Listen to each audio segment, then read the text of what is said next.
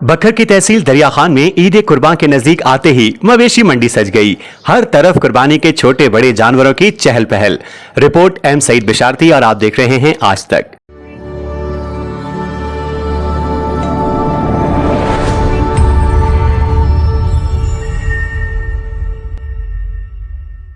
दरिया खान मवेशी मंडी में ईद कुर्बान की रौनकें तो मिल रही हैं, लेकिन होश शरबा कीमतों ने खरीदारों की उम्मीदों पर पानी फेर दिया है। कहीं 1 लाख का बकरा तो कहीं 5 लाख का बैल। आखिर कुर्बानी करें भी तो कैसे?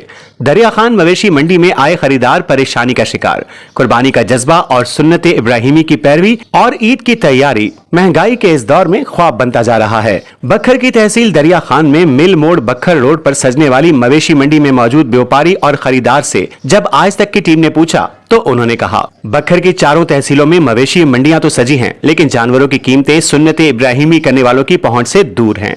छोटे जानवर यानी बकरे, दुम्बे और छतरे 80,000 से लेकर 2 लाख रुपए में दस्तयाब हैं, जबकि दरमियाने दर्जे के बैल के लिए 4 से 6 लाख की डिमांड की जा रही है।